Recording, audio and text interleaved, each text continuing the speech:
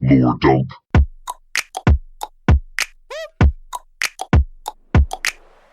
Hello, and welcome to Lore Dump, the show where we take someone who hasn't played a game and walk them through the full story. My name is Monty Zander, and I am joined by Chase. Not in spirit, not in mind. The nuggies did not purify me. And Neil. Prepare me. Hi.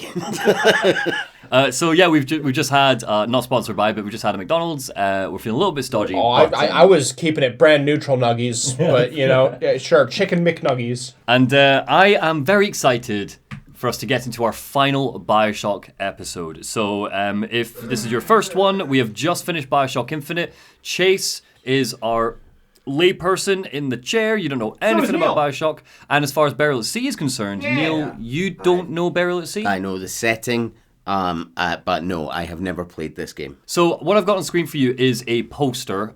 Based off of the poster, do you want to tell me what you're looking at and tell me any theories about what we're about to get into?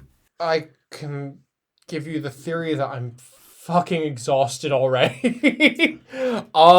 We've got the Bioshock Infinite logo combined with some font on top in a very familiar old-timey rapturesque style saying Burial at Sea with rapture in the background. And the poster is pure neo-noir.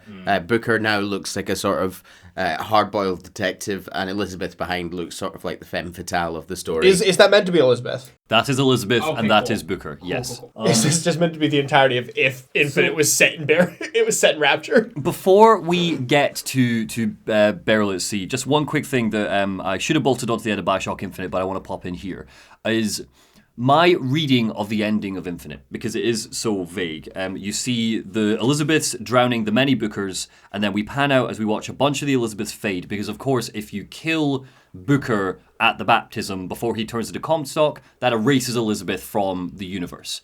However, the way I read it is, yes. One quick question, just for my understanding in the timeline there. At what point did he give up Anna? So did he only have Anna in the I didn't get baptized timelines? Yes. So he goes to the baptism, and Booker refuses the baptism, then he goes off, has a baby, has Anna. If he turns into Comstock, he goes off and forms Columbia, doesn't have a baby. And gets told that in another life he had a baby. So Pretty much. go take that bit. Cool. The fading away of the Elizabeths is a little bit murky, but it's important, I think, to note that Elizabeth Prime, the Elizabeth that we spent Bioshock Infinite with, she does not fade away. We don't see that. It cuts to black before it does. So my reading is this. Much like the Lutesses, Elizabeth now has the ability to, at will, go through time and space anywhere she wants to, any point in time, any point in space, any reality. So, my thought is that quite literally, the split second before Booker, the last gasp of Booker goes and Elizabeth gets erased from the timeline, Elizabeth goes, okay, I've got like 1 second, and as long as I come back to this point to finish the job, I can go off and do whatever I want and basically have an eternal life as long as I eventually come back to this point to be erased, is my reading of it. Sure. I'm very much not alone in that reading of it, because to me that's the only way this even begins to make sense, what's about to happen here. Okay. We then get the post-credit scene, which is Booker stepping into Anna DeWitt's room. We don't see if Anna DeWitt is in the crib, but he thinks that she is. It's a Booker. And the idea there is that it's a Booker who found, the way I read it is, in Bioshock Infinite, it's a Booker that found the third option. He didn't just have to be Booker, the baddie that goes to Columbia, or Comstock who forms Columbia. There were Bookers out there that didn't sell their daughter. And that is a choice. And that choice must have variables. Who's to say that Booker selling his daughter has to be a constant in every universe? So, just wanted to plant that seed. On to Burial at Sea. So, I'm not really going to dick you about too much. The expansion was called Burial at Sea, and it released with 2 episodes. Episode 1 was released in November 2013. For context, Bioshock Infinite released in March 2013. This is just a few months later. And then Episode 2 released in March 2014. Between Episode 1 and Episode 2, Ken Levine went on a press tour, and he said some interesting things that I'm not going to tell you about until we finish Episode 1. Okay? So, let's just get into it. We start with the echoes of a dream. We hear voices from the very end of Bioshock Infinite. We hear the Lutece twins screaming that the tear is collapsing. We hear Booker wrestle with Comstock, trying to take Anna back. We hear those final haunting words, "Give me back my daughter." And with a flash, Booker wakes up in his private investigator's office. There's a familiar banging on the door before it bursts open. "We're closed," he shouts as a woman enters. "You don't look the sort who can afford to turn down legitimate work," the woman says. We see the date.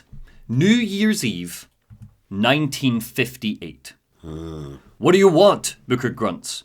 "How about we start with a light?" the woman says. And as Booker snaps his fingers, a tiny flame whooshes out of his thumb, and we see her face. So he's using a vigor or a plasmid to light a cigarette. Yeah. "You got a name, miss?" Booker says. "Elizabeth," she says, taking a deep draw. "You can call me Elizabeth." So what do you notice about how Elizabeth looks here? She's older. Yeah, she looks a little bit older. Yep. Looks sassy. She looks sassy. Yeah, she's very much playing the femme fatale sort of role. Her costume is showing off a femme fatale sort of look. Down to the sort of dark red lipstick. Yes. And also, her hair is not necessarily 1912 hair. But again, we know New Year's Eve 1950, so she's in the 1950s. To be fair, was her hair from Infinite really very...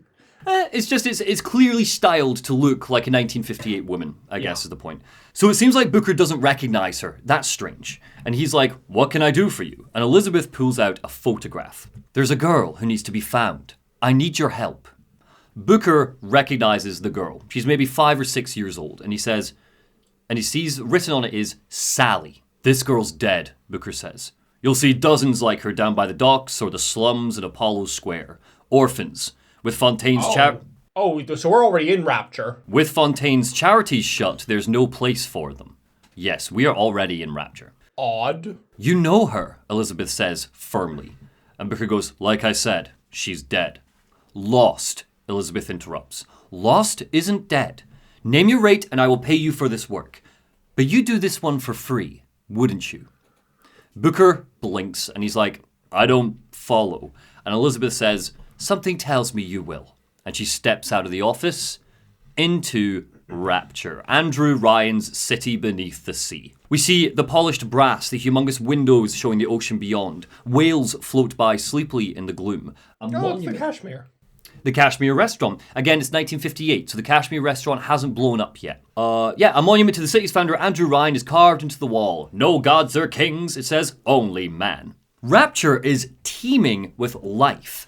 It is New Year's Eve. In less than 24 hours, Atlas and his revolutionaries will bomb the Kashmir restaurant. But for now, the people of Rapture seem cheerful. We overhear its residents gossip about Sandra Cohen's latest album, saying they hope Andrew Ryan finally comes out of his stronghold in Hephaestus to celebrate with them. They talk about how much they hate parasites and taxes and all that classic good stuff. But the hot topic of the hour seems to be Frank Fontaine's men. It seems Andrew Ryan locked a bunch of Fontaine's followers in the Fontaine department store and sunk it to the bottom of the ocean. How very Fank of him. Oh, and blowing the factory out of the sky. Yeah, you're right. I didn't think about that parallel, but that is fun. Yeah. But why he didn't just lock them away in Persephone? You know, he does have a secret prison, as we learned in Bioshock 2. Persephone is the Sinclair-owned prison where people... You got to mix it up sometimes. Wait, did they not say that was just Fontaine that did that? No. Andrew Ryan has locked a bunch of Fontaine's followers in the Fontaine department store and sunk it to the bottom of the ocean. Oh, and you're saying Ryan has Sinclair? Okay, yes. He's got Persephone there. Why didn't you stick them in Persephone? I don't know. Because Ken Levine didn't play Bioshock 2. That's the honest answer. But it doesn't matter. So, as we journey through, we learn that Booker's drinking and gambling has earned him a bit of a reputation in Rapture. Everybody knows who he is. He's a scoundrel, but he's a damn good private investigator. Elizabeth is cold and aloof with him. Why was he brought down here? Who's to say this isn't He's always been down here. Maybe he's just always been down here. I'm going to tell you now, because I think it will make this either more fun or more torturous for you. That during those press rounds between episode 1 and episode 2, Ken Levine confirmed a couple of things. Number 1, this is Elizabeth Prime. This is Elizabeth from Bioshock Infinite. Number 2, this is Rapture from Bioshock 1. This is not an alternate reality Rapture. This is the Rapture that we played in Bioshock. It would have been so much simpler just to be like, oh, it's another one. They're all identical. Yeah. So you can now be on the lookout for the retcons. We journey through, and Elizabeth's all cold to him, and Booker's like, so what's the deal? What is this girl to you? And Elizabeth snaps back. She says, what I need from her is my business, but I know where to start looking. We see little sisters lined up. They're adorable. Yes. And creepy. They've not got the luminescent eyes yet, but it's clear they're kind of like part way through experimentation. Jesus. They're lined up obediently and listening to a teacher. They turn their heads and smile eerily all at the same time. Their heads snap, and they smile at them as we pass. What happened to these children? Elizabeth asks. What are they?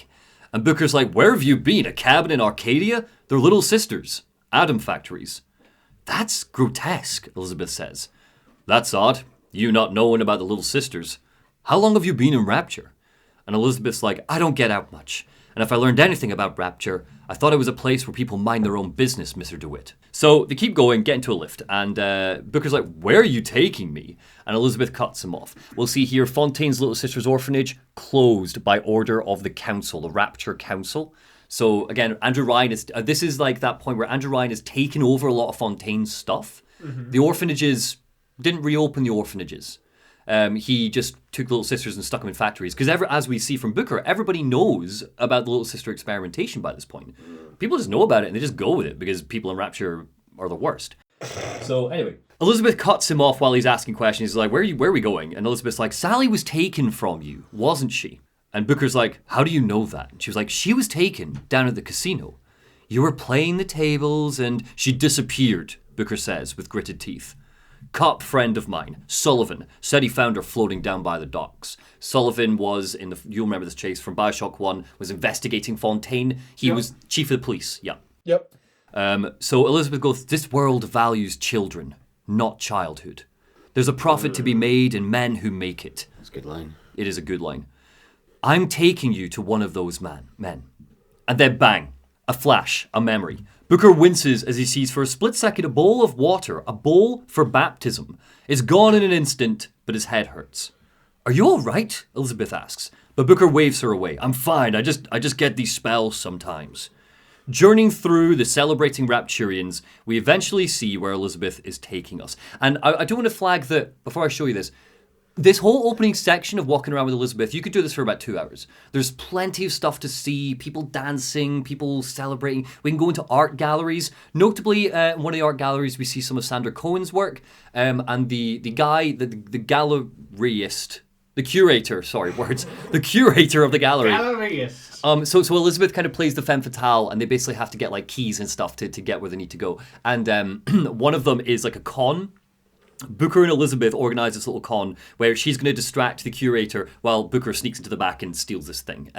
And we hear Elizabeth toss her hair and be like, "Oh, the music, it's doing things to me." And she's like playing up this actress, she's to convince the guy. But notably, I just want to point out, it's a tiny throwaway detail that I fucking hate, is Sandra Cohen's art is in there. It is explicitly unconscious art. The sort of art that Andrew Ryan hated, it's squiggles and splashes, and the curator, somebody who's like, oh, I love Andrew Ryan and I love objectivism, is like, and this is one of Sandra Cohen's best pieces, this unconscious art.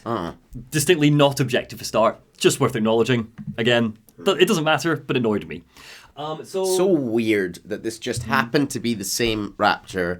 As the events of Bioshock 1, there was also a Booker running around like 10 years before, and Prime Elizabeth was there. Well, bear in mind, this is, again, the night before. So, like, Atlas or Fontaine, Andrew Ryan, Booker existed in the same time as them in the Rapture. So, eventually, we find out where we're going. We make it to Sandra Cohen's club. Ooh, He's putting on a performance.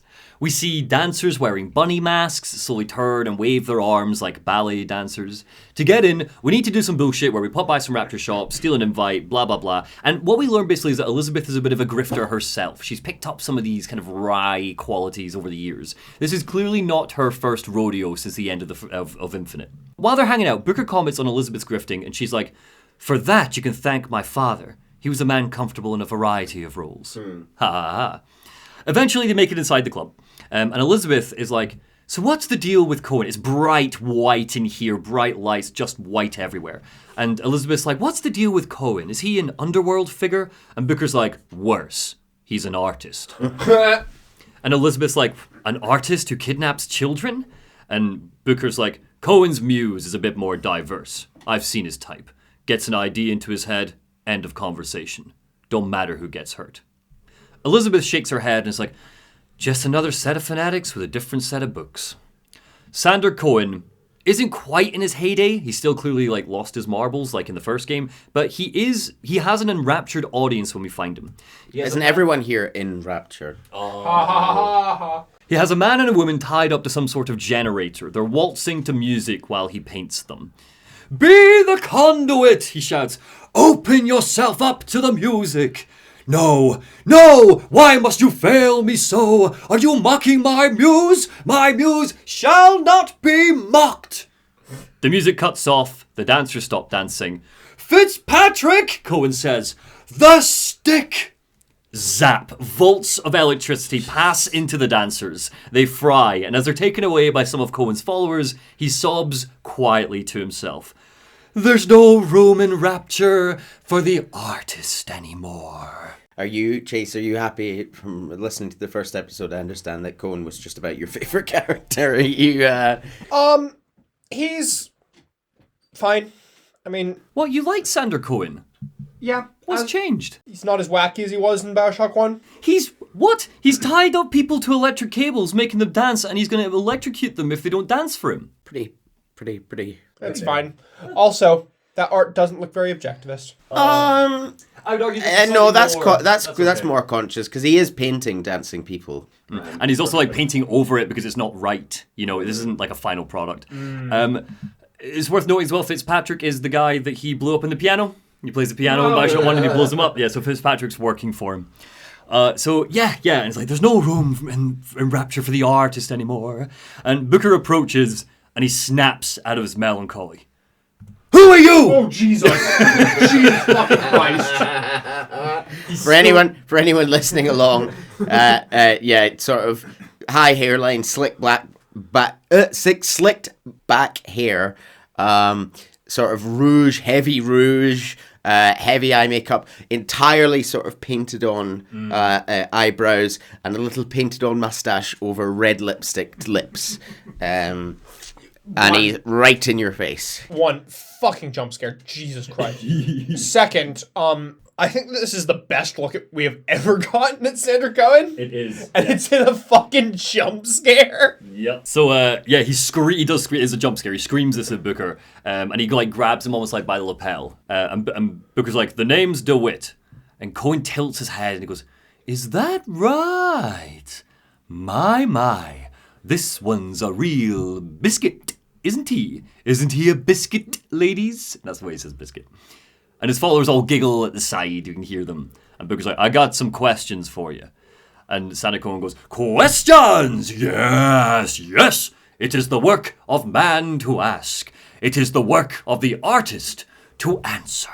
I take it, I'm not being overly familiar with late 1950s slang. I take it biscuit means, like we would say, he's a snack. He's a snack. He's a snack, isn't he, ladies? So, and Elizabeth kind of steps into frame and she shows Cohen the picture of the girl Sally. And she's like, you've seen this girl, haven't you? And Cohen says, like, very grave, is like, we artists, we see more than most. And then he leans in and whispers in Elizabeth's ear and he says, you're more than you claim to be, little songbird, are you not? Watch this one do it. She'll take you where you don't want to go. But I know that child is important to you. So many children, they just flit away. I know where the girl is, and I will send you to her. In exchange, all I ask for is a dance. Ooh. And the audience start chanting and they go, dance, a dance, a dance. And Booker and Elizabeth are like, oh, fine. So they get hooked up to electric cables and a waltz begins. What do you think Cohen's customers do with the children? Elizabeth asks us. Do they? Sometimes, Booker says, not letting her finish the sentence. But those types lack the capital of people like Ryan or Suchong. But if Suchong had Sally, I'd know it. How? I tied him to a chair and asked him. Oh, okay, well, for 15 hours. Wow. Elizabeth squints and she goes, I don't know what to make of you, Mr. DeWitt. But they're interrupted by Sander Cohen. He's like, no, no, no. And he starts like tearing at his canvas, like rips it apart. And he goes, Fitzpatrick! Zap. Electricity charges into Booker and Elizabeth. They fall to the ground. And classic Bioshock, everything fades to black. We come to... Next chapter? Yeah, we come to, and yeah, pretty much. They're so short, these. I do like that this has essentially confirmed that the canonical choice for the brooch was the bird. Oh yeah, that is interesting. Yeah, you're right. I didn't notice that because we don't pick how Elizabeth looks here. So yeah, cages. No cages. So well, yeah, she is the bird now, isn't she? No cages for her. So we come to an abathosphere half a mile away. You were dreaming, Elizabeth says. Your daughter's name, Sally.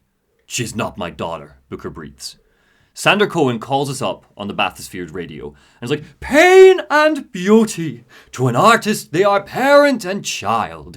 I'm sending you to find your young one. No need to thank me. I'm not so sure you'll like what you find. Younglings. Yeah. And that is the last we see of Sander Cohen. Bye-bye, Sander Cohen. So then we see where we're going.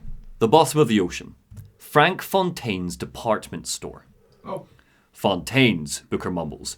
Ryan sank the whole thing to the bottom after Frank Fontaine died.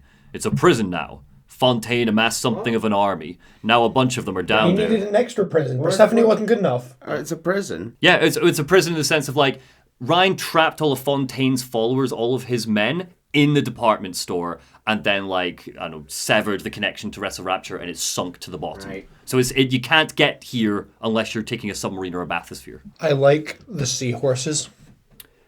Yeah. That's all. You just like the seahorses. Good, good.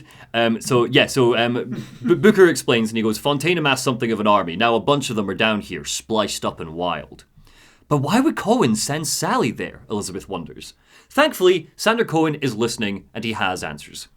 Everyone has needs, he says. I simply provide a service to those who pay. Yeah. Presumably, well, you'll find out. So the department store is a mess. Splicers are running wild, barely holding their psyches together as they hunt the abandoned shops for corpses and Adam. It's down here that we find a familiar toy. A skyhook, Elizabeth says, peering at it. And then Booker goes, Skyhook? You mean the air grabber? He calls the air grabber, and then the hook. You mean the spinny grab?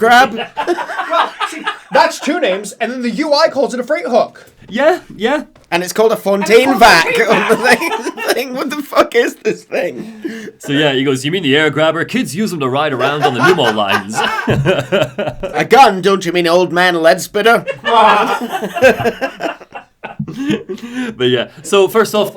Wait, the kids use it in the what lines? I'm just going to tell you right now that none of this is in Bioshock 1. Pneumo lines aren't a real thing in Bioshock 1. What's a pneuma line? Like, it's like the freighters, the freight crates that you see in Bioshock Infinite. It doesn't matter. There's a skyhook in Rapture now. Fuck's sake. So yeah, I know, stupid. And Elizabeth shrugs as Booker picks it up.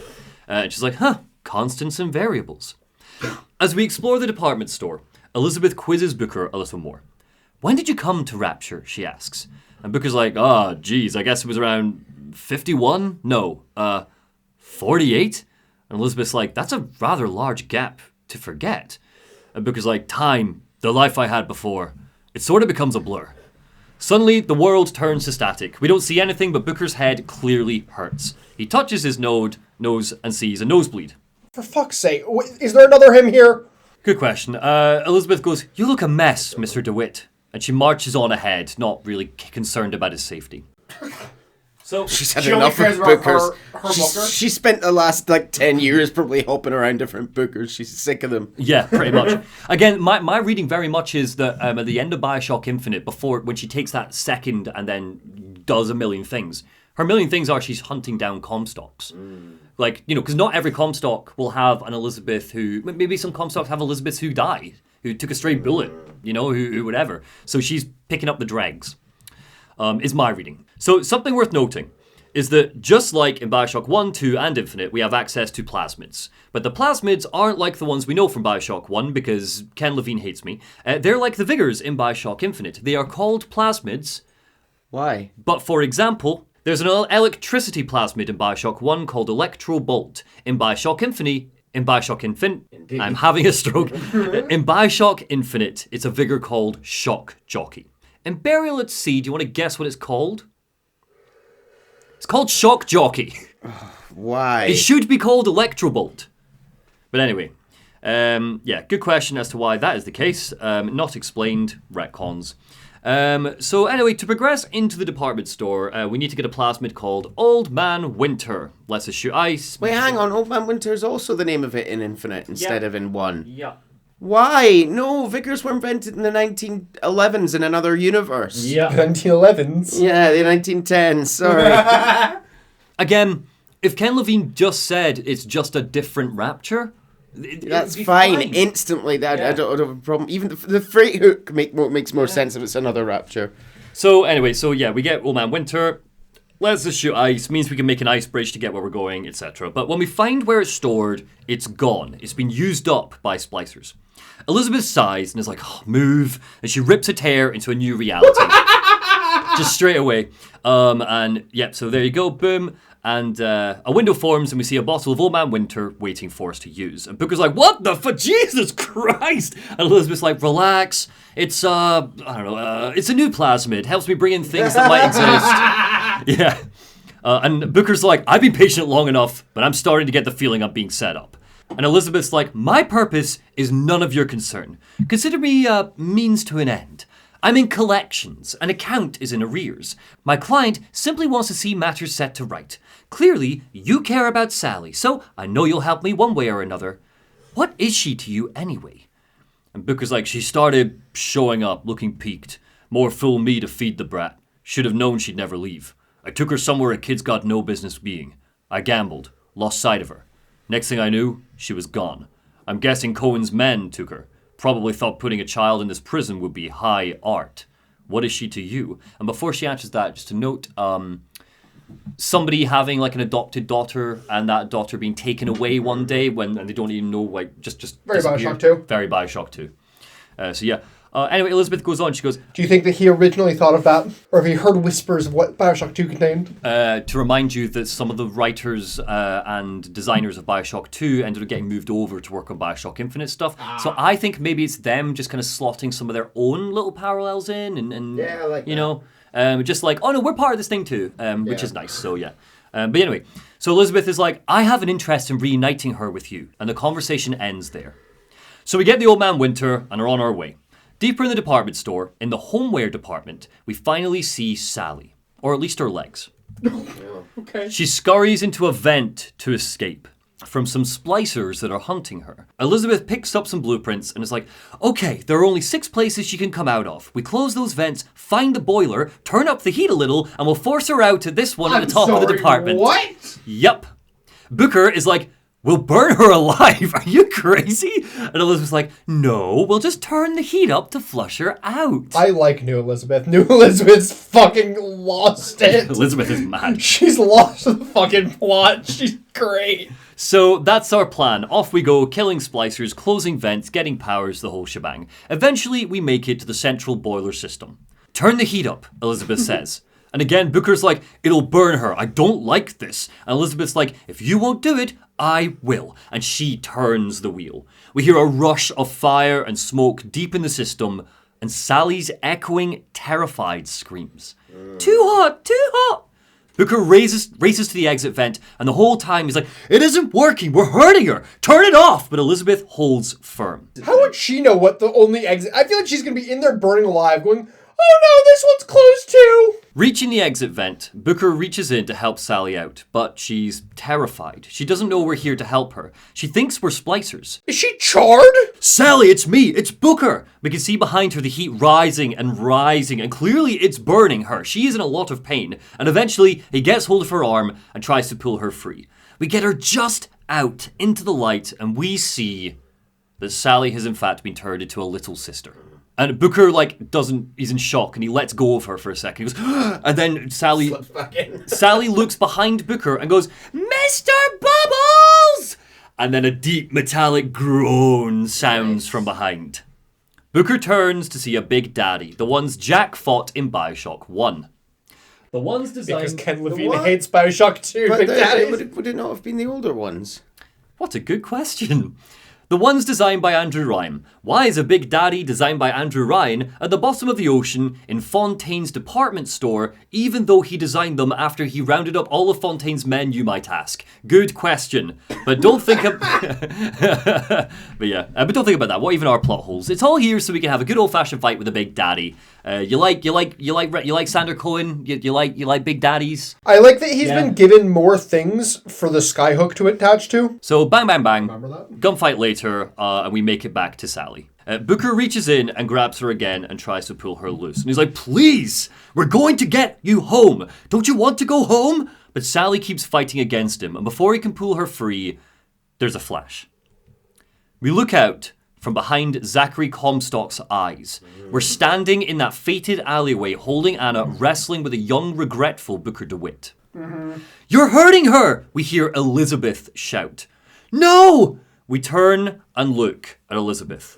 She's got to come with me!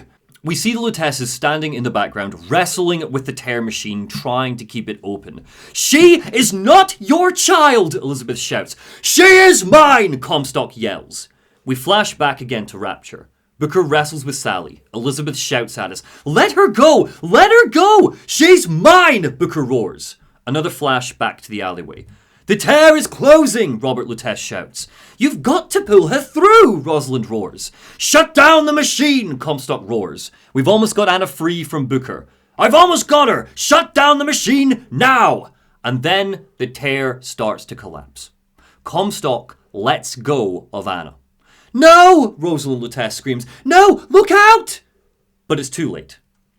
We watch in horrifying slow motion as the tear... As the tear closes around the baby's neck. My God. What? Jesus Christ.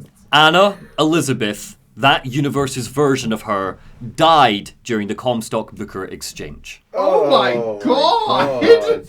Ken, who hurt you? We flash back to Rapture. Booker collapses to the ground. Please don't tell me you see the head get severed and just fall. Good. As in, like, it hits the neck and we cut away. Like, but you know exactly what's happening. Much like it cuts away. Oh, Jesus. We flash back to Rapture. Oh. Booker collapses to the ground. All of our memories come crashing and tumbling into us at once. I remember, Booker says. And we flash once again to the memory that he buried somewhere deep inside of him. An image of what he looks like right now.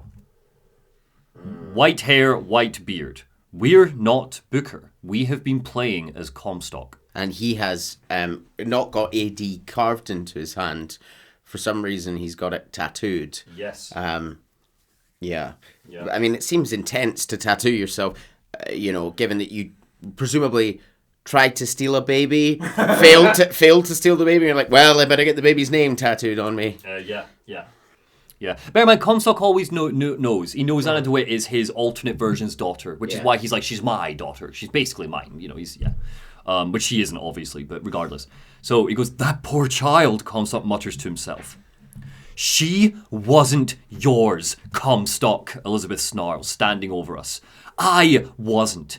Yeah, you had to have me, didn't you? And when the guilt was too much, you turned to us to solve your problem. Robert Lutece's voice sounds out. Here? The twins have arrived. So I actually had this question following in the little break we had between episodes. The Lutesses and Elizabeth Prime, if you like, share a similar power set now. Yep. Elizabeth is presumably kind of the most powerful thing in the universe right now, but are they sort of working as a team and have been working as a team presumably since before the end of Bioshock Infinite? It's less that they've like met up in a meeting room and she's laid out a strategy plan, but the Lutesses are kind of like keeping an eye on what Elizabeth's up to, and they like to pop in to help her kill the Comstocks. Yeah, they're sort of like not quite trickster gods, but they're interdimensional beings now who are just having a little having a wee swatch. Bear in mind, full of rage and revenge for Comstock, same as Elizabeth. Like, he killed them. I mean, yes, he messed up and blew up the machine and gave them godlike powers, but they're still mad at him for trying Are we to assume that he killed all of the Lutesses or just some of them? There's just these two. It's just These two exist between, but they can go between all universes. And every, you know, it's like it's multiverse shit. It's like it's infinite. So there's probably other Lutesses out there. So anyway, the Lutesses go, "You turn to us to solve your problem," Robert Lutesse's voice says. The twins have arrived at Rapture for the lore dump. So another flashback. We see the Tear Machine, a portal formed, leading from Columbia to Rapture. "To provide a place to go where you might forget," Rosalind Lutece says. "Where there never was an Anna in the first place. Comstock never was a man to own up to his own errors, was he, sister? Never comfortable with the choices he made," Rosalind adds. "Always seeking someone else's life to claim as his own." A beat. "Elizabeth," Comstock says. "Child, I'm so sorry." "No," Elizabeth says quietly. "You're not." We hear the Big Daddy rise slowly to its feet from behind us. It groans wearily in our ear. "But you're about to be." Did she set all of this up just to get a parallel to do her big reveal? Yes. Why? Because she is the drama. A humongous metal drill plows into Comstock's gut. The blood splatters over Elizabeth's face, but she doesn't look away. Sure. Comstock looks down in disbelief as the Big Daddy activates the drill. It whirls around, shreds him from the inside, and he falls to the ground, dead. Okay. That is end of episode 1. Cool. Excellent. So far, this is yeah, let's do it. silly and stupid. I like it. Part 2, everything goes wrong because Burial at Sea is garbage. So, not that I want to colour your perception of Burial at Sea, Chase. So you seem to be enjoying yourself, so that's good. Do you think that as of where it's at, it's garbage? Or No. do you think that No. Chapter 2 is garbage? Episode 1 is silly, dumb. The retcons are annoying, but whatever. It's fine. It's nice to see Rapture in its heyday. I think that's currently where I am. It's fine. I don't like this Elizabeth at all. Oh, I do. I don't like this. I don't mind it. I like it. She's sassy. What, Elizabeth that boils little girls in vents? No, thank you. No, thank you. Not my kind. But this is where it all goes wrong, I would argue. Part 2. Elizabeth sits peacefully by the River Seine in Paris. She finally made it to Paris. "Mademoiselle?" She turns her head, and a cheerful French artist shows her a canvas. Not a chance. A painting of her. Okay, that's fine. Who did you think it was? Sandra Cohen? No. This is actual Paris. Yeah. No Sandra Cohen here. And it's a painting of her, and doesn't she look great? Yeah. A boy dances around holding a baguette. Sure. Just in case you have any doubt where you're from. Wait a minute. Hold on. Why does that boy look familiar? And the boy goes, "Look at my baguette, look at my baguette." And Elizabeth goes, "Baguettes? Why, we call them long bread." Constance a variable. No, I can tell you exactly why you probably think that, Chase. It's probably the model of the little boy that gives Booker the telegram at the start of Bioshock. Yeah. "Telegram for you, Mr. DeWitt." So we got Baguette Boy. Music plays distantly in the background. It's all great. Colourful birds tweet away, guide us past boutiques and shops. People are like reading Les Mis. Some children hang out with a juggling clown. There's mimes. And a little girl in French says, "Elizabeth, come join us." To which she says, "I'm sorry, Cosette." Like the character from Les Miserables. Cosette, you go back to your copy of Les Miserables. Next time, I promise. She creates worlds in her head. She made it where Les Mis was real. So it's a wonderland, right? It's the sort of Paris dreams are made of. Elizabeth even holds that. Sorry, here's kids playing with their clown. That's Cosette. Yeah, it's there. A terrifying clown. Yeah, it's horrible. And Elizabeth even, it's all like so Disney. It's very Disney. Elizabeth holds out her finger and a bluebird lands on it. Not a chance. And it sings in tune with the accordions and violins. So she's finally embraced the Disney princess life. She killed Belle, took her place. She's in Paris, right? So a man even stands behind a counter and he's selling birds and bird cages. And in French, he's like, "The bird or the cage? Why not have both?" You know, why would you ever sell it like that? That's a horrible way to market it. And then she sees her. A little blonde girl, maybe 5 or 6, holding a red balloon. Hi, Sally. "Sally?" Elizabeth gasps. Sally just looks at her, smiles, lets the balloon go, and runs after it. Elizabeth follows Sally through the city streets, but everything is wrong now. The shops are suddenly on fire. A fog is closing in. Parts of Paris now look like parts of Colombia. This is what you get for creating your Paris out of Les Mis. Elizabeth almost catches Sally, and then suddenly a gust of wind. In the distance is a poster for transorbital lobotomies. Oh, sure. A deck of playing cards fly in front of her as they pass. Then Sally's gone. The ace card that flies past her face has a lighthouse on it. Yes, she catches for a brief second the ace card, you're right, and it does have a lighthouse on it. Almost like ace is important for something. Through the streets we race, Sally is gone, and eventually Elizabeth finds a door. We were playing as Elizabeth the whole time, by the way. A door that says, DeWitt Investigations. Through the door we go. DeWitt to who? And we see a thermostat, a boiler, burning so hot that the dial shatters. So she did kill Sally. When Elizabeth turns, a dead-eyed Sally stares at her. Go away, Elizabeth says quietly. It wasn't my fault. I didn't do anything. Hot, Sally screams. We see her locked in the vent, the fire burning beneath her. Elizabeth, as you turn, Such a more of them weird open up. focus for this game. Yeah, well, she burned a child, okay? So this is what Elizabeth is now. Hope you like it. It's great. No. So yes. This is such a swerve. I like deranged Elizabeth. I mean, she didn't kill a child, did she? She burned a child alive. Yeah. Just to make some weird cinematic parallel to her getting her head cut off. So, hot, Sally screams. We see her locked in the vent, the fire burning beneath her. Leave me alone, Elizabeth screams. It wasn't my fault. Leave me alone. I'm sorry. I never should have left you there. I ask again, Ken, who hurt you? Suddenly, we're back in Rapture. Sure. Back in the department store. Moments after the end of episode 1. Are we still playing as Elizabeth? We are playing as Elizabeth the entirety of episode 2. Cool. Elizabeth lies on the ground as colour bleeds back into view. The dead Comstock lies next to her, blood oozing from his gut where the Big Daddy gutted him. But she's not alone. Empty, a splicer says, pulling the trigger on a revolver, and it clicks. Empty again! What are the odds?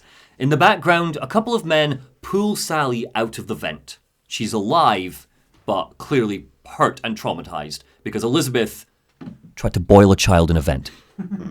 She didn't try to boil her to death. She succeeded. She didn't try. She succeeded. What's the holdup? A concerned voice says. Just having a laugh, the man says. What was that Irish voice?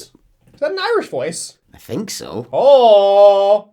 This ain't a sporting event. Put a bullet in her. No need to torture the poor girl. I don't know any Irishmen in Rapture. Let her go, Elizabeth shouts as the men carry Sally away. Quiet down, dear, the man with the gun says. In a minute, all your problems will be over. Elizabeth, a familiar voice sounds. Booker's voice. The young Booker. The Booker who saved her from her tower way back in Bioshock Infinite. He sits calmly on a wooden chair.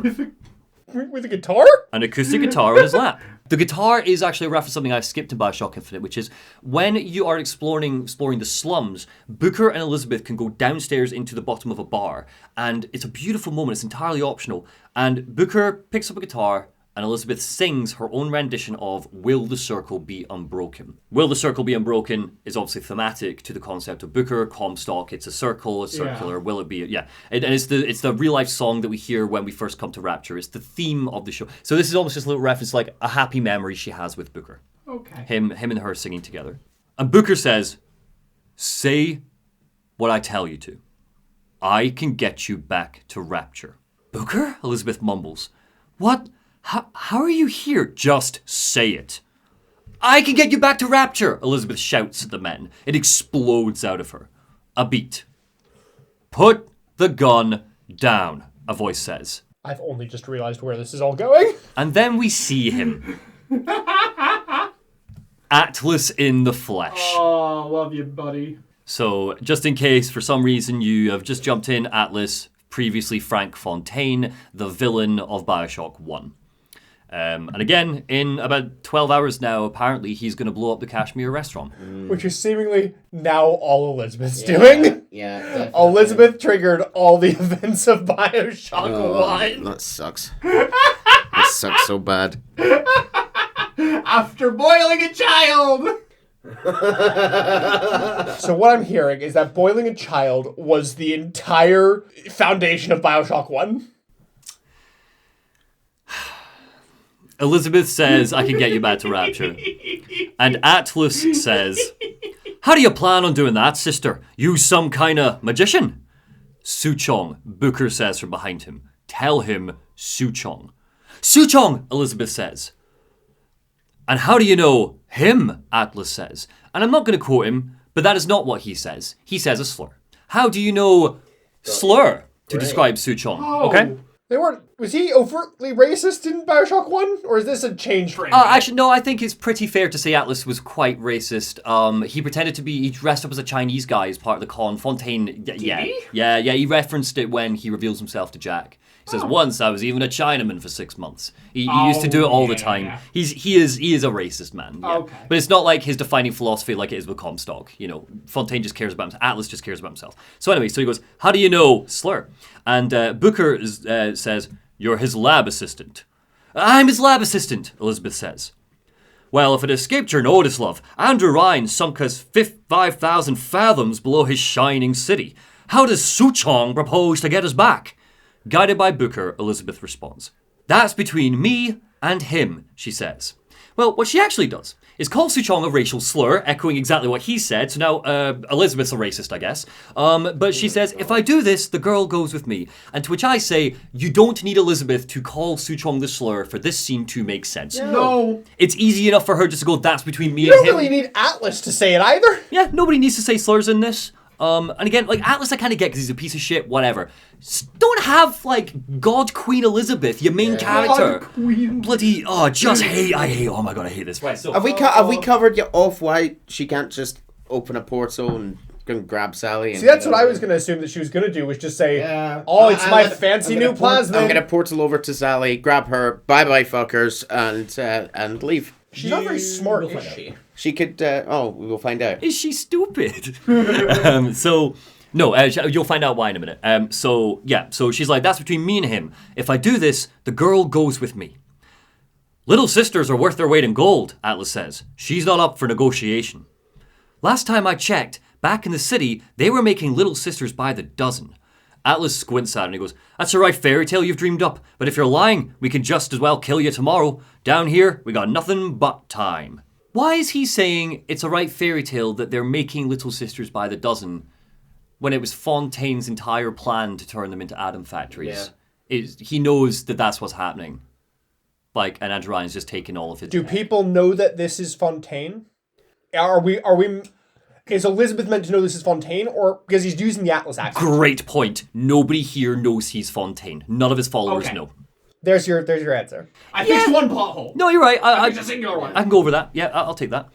So he's like, that's the right fairy tale you dreamed up, but, fine. Well, let's go with it. If you're lying, we're just going to kill you tomorrow. Down here, we got nothing but time. And he hands Elizabeth a radio so he can do the Atlas thing and be in her ear. In case I need to get hold of you, if you see Suchong, tell him Atlas says he hasn't forgotten him. One of the men smack her in the back of the head. Elizabeth blacks out, and they leave with Sally. So we can go to the next chapter. Yep, next chapter. See, it's the fast travel system. When Elizabeth comes to, the radio is already crackling. Booker's voice comes out of it. You're not Booker, Elizabeth says. Well, of course I ain't, he says. What have I got myself into? Elizabeth rubs her head, gets to her feet, and she goes, I didn't orphan that girl. I didn't kidnap her. Uh-huh, Booker says. But she made for some exceptional bait, didn't she? Had to be done, Elizabeth said. I felt everything that every version of me felt. All of that knowledge. I lost a pinky, but that version of me, she lost everything. And Comstock, that final Comstock, he thought he could avoid his guilt by coming here. But then why am I back here? I don't remember opening a tear to come back, and what even are you? I think you'll figure that out soon enough, Booker's voice crackles back. I don't even know who this Suchong is. Not yet, Booker says. But you know he's the key, don't you? To what? You're asking me? Elizabeth, I ain't even here. I feel strange. Smaller. I can't see the doors. What's behind the doors? I can't see the future. I can't even see any tears. And then she sees it. A dead body. Oh. Elizabeth's dead body. A corpse that looks just like her, that is her. I died here, she says. She flashes back to seconds after Burial at Sea episode 1 ended. The Big Daddy, having gutted Comstock, turned its attention on her, blindsided her, mashed her into a wall, killed her. Rip. But if I died here, how am I still in this world? How can I be dead in this world? And her nose bleeds, and when she pulls her hand away, she sees that she has all 5 fingers, no missing pinky. No part of her in another dimension. Power's gone. So this isn't Elizabeth Prime? This is still Elizabeth Prime. It's just, I don't know. Why? I don't know. I cannot explain this to you. If what's-her-name can come back as a ghost, so can Elizabeth. Well, she's not a ghost. She's a real person. She's walking about being herself. She looks like this. I mean, It's a mechanical reason to I not thought give us that- her powers. I thought the twist here was going to be this is another Elizabeth come to this world. She's got Elizabeth Prime's memories. Her nose is bleeding because she's in the same universe as dead Elizabeth Prime. We never got the explanation as to why. I like that as an explanation. It's not ever said. We never got the explanation as to why DeWitt's nose was bleeding. Just because he was in the same universe as other. Actually, yeah, no, you're right. We But never the got an other- explanation. It's only if you're in the universe as another yourself. Yeah. Right. Was there another DeWitt in? Yeah, no, he was. But is No. it maybe when you're just in another universe? No, because what's his name? The other twin got over it. I will say that there is a theory, a fan theory, that there is another DeWitt in this universe, and I will show him you later in this expansion. There is no proof. It's literally, he looks a bit like Comstock. That's it. But that's the fan theory, is that there is an actual DeWitt here, but Comstock came to this universe too. Anyway, we flash back, Elizabeth sitting in a rowing boat. The Lutesses are taking her to a lighthouse. What? She left the child to rot, Rosalind says, and now she wants to go back. I need to go back, Elizabeth says, to fix what I broke. Back to where she has no right to be, back to where she doesn't belong. What do you mean, Elizabeth asks, then a beat. Because I died? There are rules, Robert says, even for one such as you. She'll forget, Rosalind adds, all the doors, and what's behind all the doors? They're all closed to her now. She'll be just like the rest of us, forgetting the past, present, future. I'd wager she won't even remember this conversation. She turns to Elizabeth.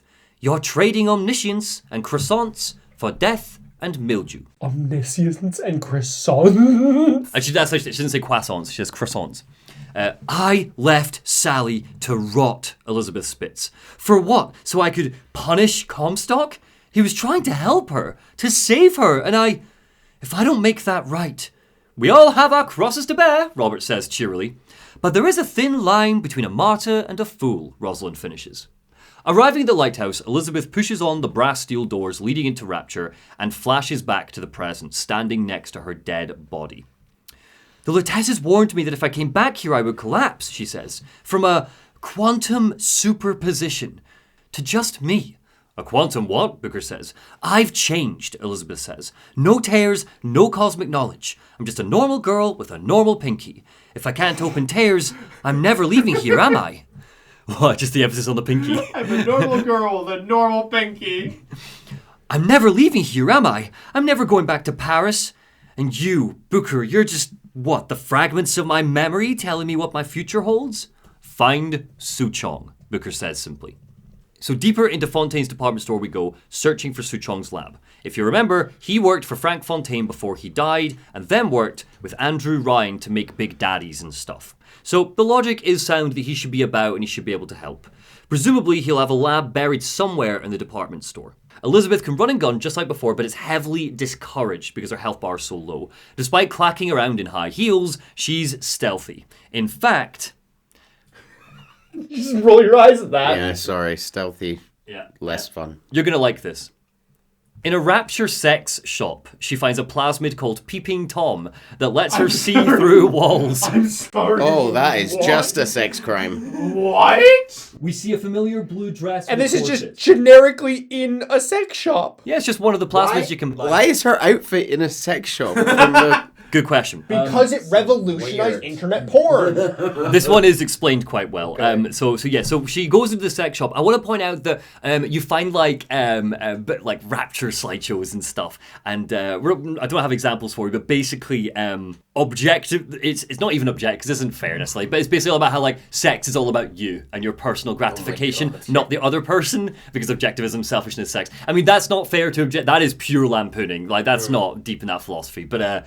Yeah, I just think that's quite funny. Yeah. Anyway, so we keep going. She gets Peeping Tom that lets her see through walls. We can use it for stealth. And we see a familiar blue dress with a corset. Next to it, an interesting audio diary by a woman called Carol Lynn, where she says, how many times have I asked Antonio for lockers with actual locks on them? I come back from lunch and the ensemble I just bought is gone. Stolen. But here's what takes the cake. The thief left an outfit in exchange. At first, I was going to toss that thing, but then I kind of fell in love with it. It's an old-timey number with a corset, no less. It ain't exactly today's fashion, but I'm a girl who can tell good craftsmanship when she sees it. So it basically just explains how Elizabeth got her outfit, her 1950s outfit. So this is where Elizabeth got dressed into more Rapturian wear. And if you're curious, here's some of the posters inside the shop showing some of the sort of adult movies that Rapture had. Here's two. Big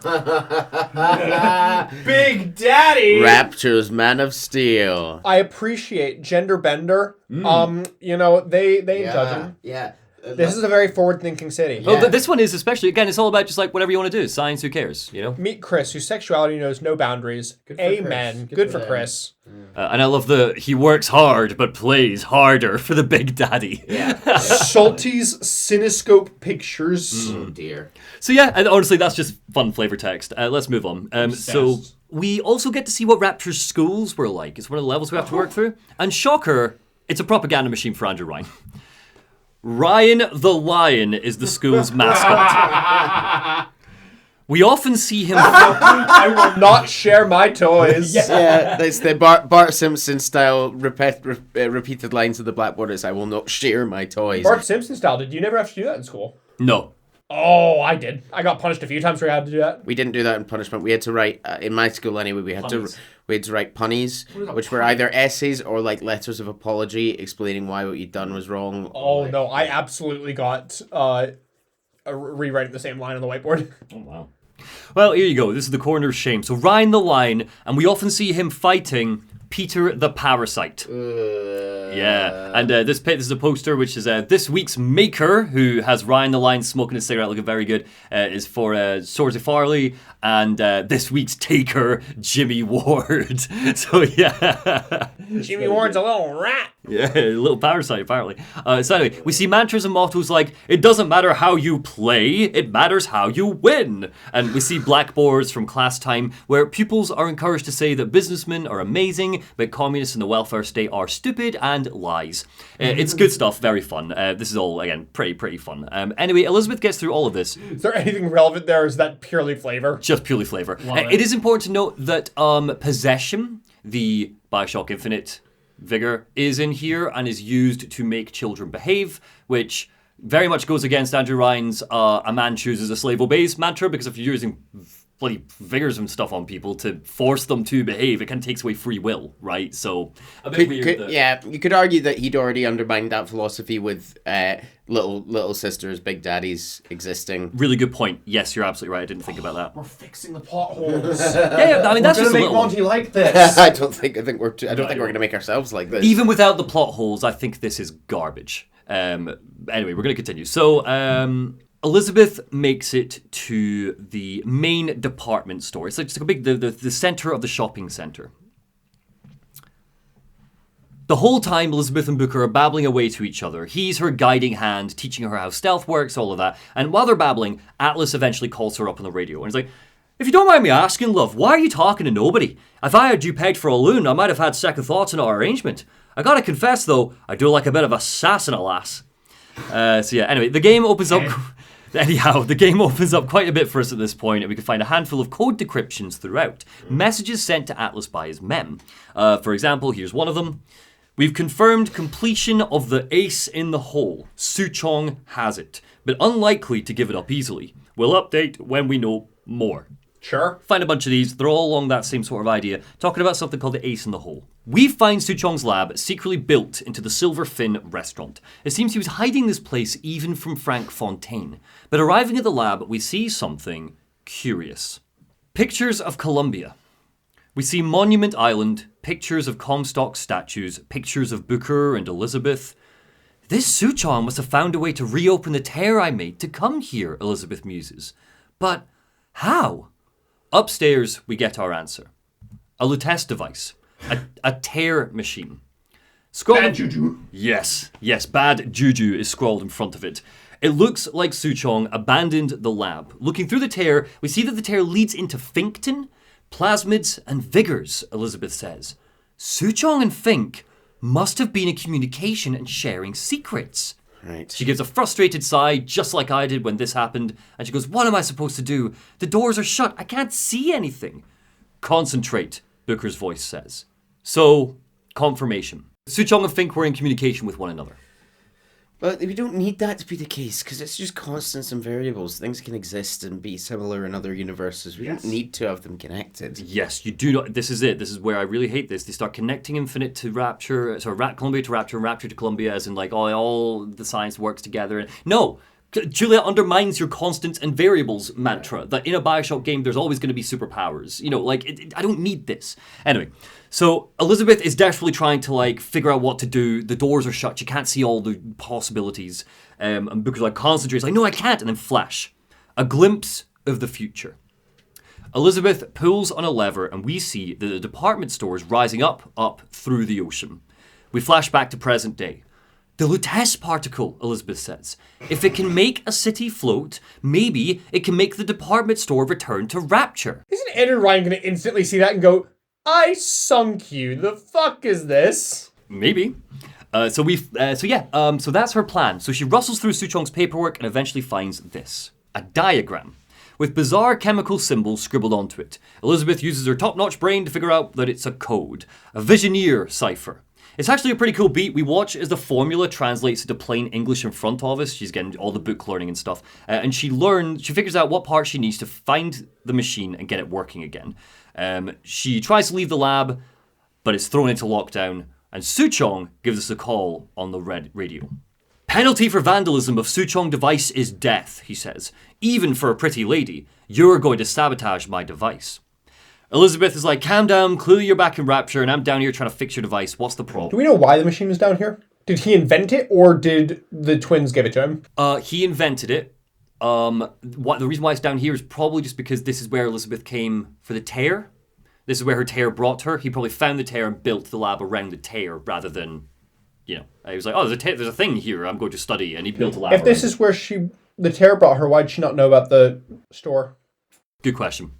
How long was she in Rapture? Did she get to the store, go into main Rapture, and then the store got sunk? Well, also another good question. Do tears stay physically within a building, or are they not Yeah, just do they stay geolocated to a point in time? Because should the tear have not just kind of ripped through Rapture and then just been kind of floating in the middle of the ocean? Or did the tear... Well, they must go with because otherwise... The Earth is moving so fast, they would be going at thousands of miles an hour in the opposite direction. Or are they specifically kind of angularly located to the rotation of the globe? Yeah. So they can move with the globe, but they can't move with buildings physically? No, I guess the tears just recognize what a room is. And the floor and the center, they're not going to bounce around the room because I'm assuming that this didn't just go straight down. It probably went blah, blah, blah, blah, blah. Yeah, absolutely. Yeah, look, I don't have answers for you, okay? But regardless, Elizabeth is Anyhow. Elizabeth's look, fuck off, Suchong. I'm just trying to fix your machine. Surely you want me to do that, right? And Suchong's like, No, because he thinks it's bad juju. Well, he's like, good point. Fix my machine. Chop, chop. So this is a fetch quest. I'm not going to go laboriously walking through the whole How thing. through are we? I'll tell you right now, we have 11 pages left. Dear God.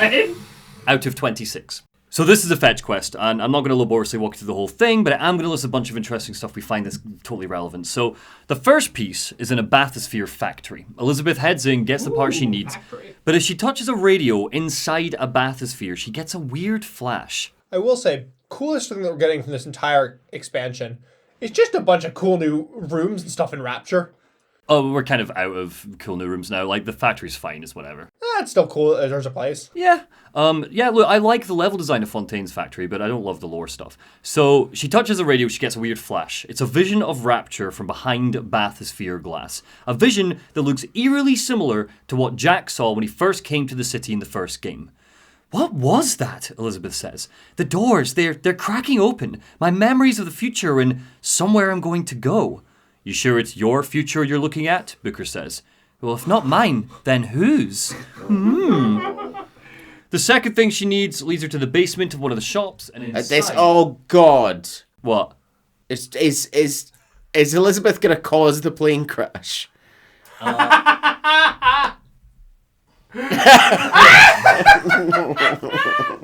So if you remember, Jack hijacked the plane at the end of Bioshock 1. He causes the plane crash. Right, yeah.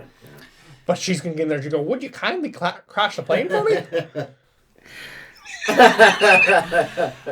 At the bottom, in the basement of one of the shops, is the headquarters of Atlas's men. They're armed for war down here. It seems word has spread that Elizabeth is going to get them back to the city and they're preparing. In particular, we see plans regarding an attack on the Kashmir restaurant and boxes of weapons with Frank Fontaine's smuggling logo slapped on them. We also find a couple of audio diaries by his lieutenants. One of them says... I never thought anyone would be able to bring all these degenerate splice heads into line. I gotta hand it to Atlas. After Ryan locked us up in this pit, I thought that was it. Just a long final dive into the abyss. But he's given us hope, or what passes for it down in Rapture. When a person's got nothing, hope's about the kindest thing you can give her, or the cruelest. And here's one recorded 6 months prior by Frank Fontaine, not Atlas. Suchong, I'm going to make this clear as can be, so we don't have any miscommunications. Where the hell is the ace in the hole? You think you can stiff Frank Fontaine? I pay good money for state-of-the-art weaponry. I ain't losing this war just because you found yourself a higher bidder. I can promise you, I ain't never been one to lose with dignity. Speaking of Fontaine, so Elizabeth can even find his super secret con man closet. We see wigs, mustaches. Oh, no! All sorts. No. Confirmation, and I don't know if you guys knew this, that Atlas is in fact Frank Fontaine, the businessman? What? Yes. What a shocker! Also that he's a raging racist. And yes, there is the outfit he had for when he impersonated a Chinese man. And Elizabeth, if Elizabeth touches a syringe sitting in here, she gets another interesting flash where we see Frank Fontaine's dying moments at the end of Bioshock 1. Why is she able to see this? What a great question. Because she has time travel power. No, she doesn't. Yeah, she does. She doesn't. No, that was confirmed. But she Well, it doesn't currently, but she's seeing... the technology here is seeing other people's memories. This is the vision you see when you can see your memories in another life. Yeah. This isn't a tear. This is the black and white you see your memories from another reality. Yes. So, we see his dying moments, we see the precious seconds before the little sisters stabbed him with their needles, drained all the Adam from him, good stuff. Anyway, Elizabeth gets her gadgets and gizmos, brings them back to the machine, repairs it, and a tear opens to Columbia. Hell yeah. Stepping through the tear, Elizabeth finds herself on board the First Lady airship. Of course she does. It can't be this easy, she mutters. There's a Lutece particle aboard the airship. I can just head up there and get it. So, that's what she does. One singular particle? Well, she just needs the one. They're tiny, but they're very powerful. So I would assume a particle is tiny, yes. Yeah. So that's what she does. Into the lift we go, up to the top, we grab the particle and prepare to leave for Rapture, but Suchong has other ideas. Suchong here? So he's like speaking to her through the tear from a lab far away. He's like, the pretty lady isn't finished yet. Speaking through the tear to his lab. What's he gonna do? She's through the tear. He deactivates the machine from his side. We can't get through unless he says so. The power for this device is very expensive, so tit for tat? Elizabeth sighs and he's like, oh, fine, what do you want? And he's like, something very simple, a lock of hair. And Elizabeth's like, you're not serious. And he's like, not your hair, stupid. Think has a secret lab. Mothballed, forgotten. In there, hair sample. In a jar. You cannot miss it. You get it for Suchong, and then everybody's friends. So we need to descend deeper into Columbia. So we nostalgia trip. I love just this picture of Suchong that looks like it's like a battle card in smell. Like his face goes up and he goes, Suchong! Yeah, like no, you're massive right. letters at the bottom. Yeah, it looks like you're like a Street Fighter or something. Yeah. I'm here for it. So we descended deeper into Colombia. This is reality 3 for context. This Why? but this is where Booker and Elizabeth are on their way to kill Daisy Fitzroy at the top of Is this all happening while it's happening? Yes. Oh, of course it is. So she's stepped in at the exact moment in Bioshock Infinite that we're on our way to kill Daisy. And Booker calls on the radio and says, "What happens if we run into ourselves?" And Elizabeth's like, "We won't, because we didn't." Which makes sense. Working through Fink's factory, Elizabeth eventually passes through a vent, and it's as she's creeping around that she sees Daisy Fitzroy half an hour before she died speaking to the Lutece twins. "I've taken your counsel," Daisy says, "and you done me good service, but I will not hurt the boy.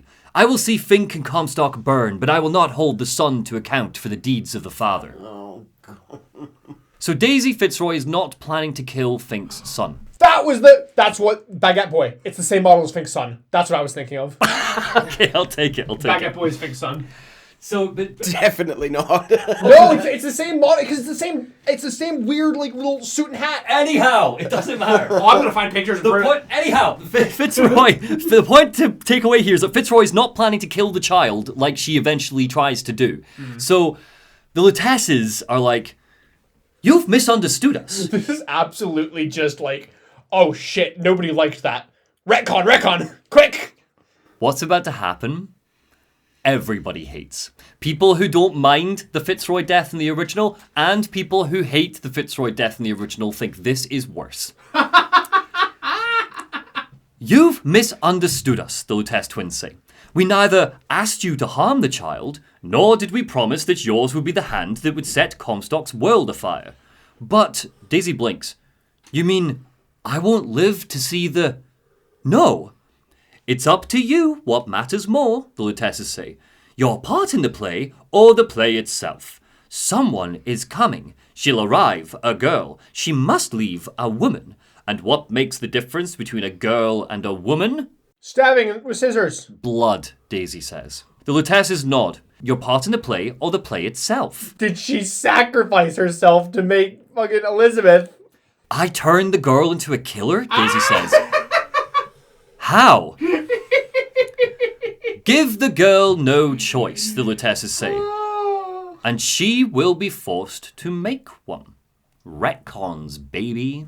I like it. No. I like it. because this is fucking racist. This is more racist than what happens in Infinite. You have taken a black revolutionary leader and you have set up her plotline to be that she sacrifices herself on the altar of further characterization for the white woman. Okay. This is fucking racist. This is shit. It's also just bad storytelling. Like, Daisy Fitzroy is a deeply angry revolutionary leader who rightfully goes beyond the line. In the sense of, like, yes, killing child is wrong, but her motto and her mantra there of, take the weed out. Fair. This is fucking garbage. This is the worst thing Bioshock has ever done, I would argue. Fair. What do you think, Neil? You happy with that? No. No, good. Okay, let's move on. So, Elizabeth makes it into Jeremiah Fink's secret lab. There's a secret lift that takes her right down, which means we get to see Booker and Elizabeth through one-way glass. And we basically... Of course you do. Yeah. We basically see, like, Booker go like, "Fitzroy, I've got your guns." She's like, "My Booker DeWitt died for the Vox Populi. You just complicate the narrative." And, well, Elizabeth heads down in the lift. She takes a moment, the Elizabeth we're playing as, and she says, "Booker, are you there? I miss you. You were the only one who ever... You were my only friend, Booker." Which is a lie, because Songbird was her only friend. Booker... the only human friend, I guess. Booker's voice crackles on the radio and he goes, "I'm not here. I'm just a project of your..." "Humor me?" Elizabeth asks sadly. Booker says, I think Booker would miss you too." Inside Fink's lab, the retcons continue.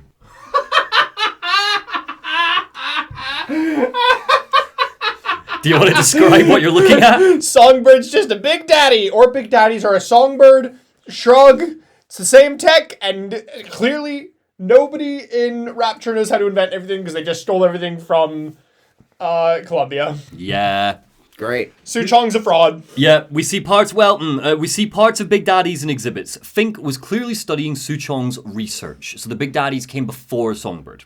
But it still undermines Jeremiah Fink as a brilliant inventor. The two of them were sharing their knowledge in the pursuit of their own findings. Some audio diaries by Jeremiah Fink document more, where he says, "Sea slugs! Goddamn sea slugs! Could that Oriental have come up with a more inconvenient fuel for his plasmids? If there is a God, and I've seen more evidence to the contrary than in support, you'd think he'd have put Adam into the belly of a nice little seagull or crow. The costs of all these underwater expeditions are murdering my margins. It has occurred to me that this breakthrough regarding the songbird casts my arrangement with Suchong in a new light. What more could be gained by this continued partnership? What secrets that I could not answer for myself? Suchong can only offer table scraps, and Jeremiah Fink has richer meat in mind." And Elizabeth's like, it all kind of makes warped sense. The little sisters and the big daddies, Songbird and me. So does this confirm that Songbird is like a weird semi-organic organism? Yes. How was it made? Yeah. Was it a bird? Was it a human that turned into a bird? That turned into a 50-foot tall bird? Well, we see that Fink created Songbird. He created Songbird using Suchong's research. And using a gorilla? Yeah, they looked at like how gorillas imprint, basically. So he struggled to get Songbird to imprint on Elizabeth. In fact, we find countless tests that seem to document a failure to create any kind of bond whatsoever. So the question to be asked is, why did Songbird care so much about Elizabeth in Bioshock Infinite? We see that Songbird was designed just like the Big Daddies, a man grafted into a mechanical body. But whether or not there was any humanity left is left as a mystery. Booker literally asks if it's human, and Elizabeth replies, "Does it matter?" Yes, I would argue it absolutely matters, because this game has been founded on deep understanding of its own scientific principles. But regardless, deeper in the lab, she finds the projector. It depicts the first day Songbird and Elizabeth met. Elizabeth was just a child, barely 5 or 6. He crashed into her tower by accident and was injured, and as he lay there hurt, Elizabeth just comforted it. "The lion with the thorn in its paw," Booker's voice muses. "So much for science." "I should have just left him there to die," Elizabeth says. "I'll never escape it. Exploited, exploiting, me, Comstock, you, Sally. It's a wheel of blood spinning round and round." She finds the lock of hair in a jar. It's black, surrounded by childlike pictures of Songbird. Suchong sent her all of this way for a lock of her own hair. But he said she was stupid for thinking it was her hair. So, back to the tear. Sure. Suchong sees Liz has the lock of hair, opens the tear, lets us back into the lab. So it whizzes back off the Rapture, and suddenly, the lights go out.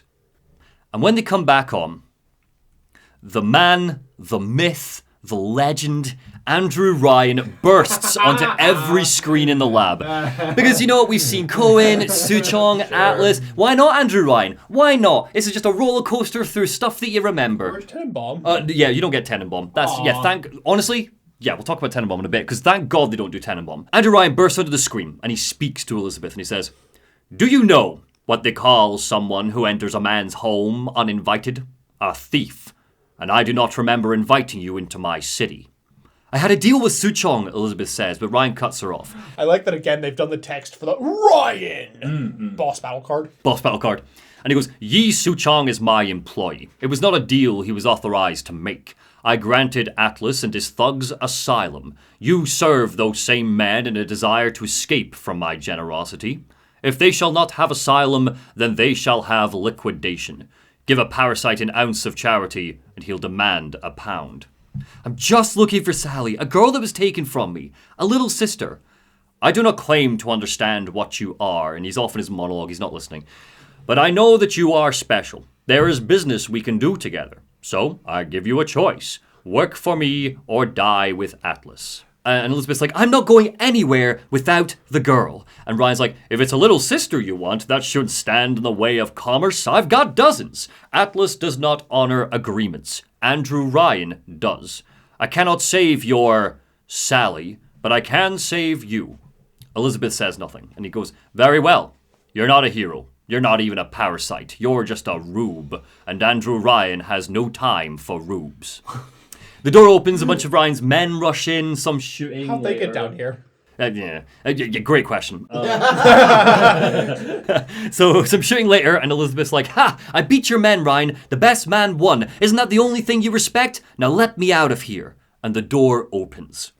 Atlas, so Andrew Ryan, he's like, "Yeah, no, you beat me. Oh, I'll let you out." What do you mean? You beat me? I'll just keep you here. Yeah. I win. I've locked you in now forever. I win. Yeah, well, she says the best man won, so he's like, "Well, okay then." That's how. Yeah. That's what Andrew Ryan says. Yeah. I love that we've all given up. So the door opens. Atlas gives her a ring and is like, all right, sister, I'll meet you at the top of the department store. Bring your thingamajig to me.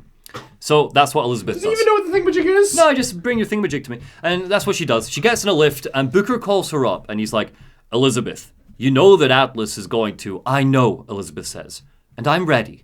I sent myself here for a reason. And then Andrew Ryan interrupts again. Who are you speaking to, Ms. Comstock? If I were less acquainted with the vicissitudes of genius, I suspect I would question your sanity. Wait, why does Ryan know her name? Yeah, good question. I know so little of you, except he knows her name and what she could do. But I imagine the more I learned, the more exceptional I would find you. You know Atlas will betray you. And what are you, Elizabeth says, my best friend? And he goes, you're one of a kind in this world, or others. Now your misguided sense of altruism sends you to your doom. Or others. Does he know about parallel worlds now? Apparently. So, and he's like, it's like watching Isaac Newton die in a house fire in a vain attempt to save his cat. The lift reaches the top and Ryan's communications end. Sure. Yeah, bye-bye Andrew Ryan. It doesn't come back. Does he not? No, that's Well, that's that. That's that bit. That's that bit done. Next bit. So, Elizabeth plants the particle. She pulls the lever with a creak and a groan. This is the vision she had earlier. And Fontaine's department What does plant the particle mean? Where does she put it? She literally kind of like... It's like... She's got lost it again. No, she holds it up, like pushes a button, and it goes like whoop, and it zaps to the roof. And then it adds, it's an anti-gravity thing, and it lifts the entire Why doesn't the department store keep going to the surface of the ocean? That is science explained in Infinite, to be fair, that I just don't remember. Well, wait. Did they not say that all it does is remember a place where it once stood and then sit there, which doesn't explain how the particles, unless she pulled them out of the sky in the first game. But for at least now, it was there at one point. Yeah. So now it's just reversing time. Well, regardless, the department store rises out of the ocean back to Rapture. There's a little shake, and Elizabeth trips, falling to the ground. And the Academy restaurant instantly blows up. When she looks up, Atlas's men surround her. Didn't your mom ever teach you not to put your faith in strange foreign men? Atlas says. Just give me the girl, Elizabeth says. He's not here. He's calling up on the... He's on his way. And Elizabeth's like, just give me the girl. She means nothing to you. And Atlas is like, you got that right.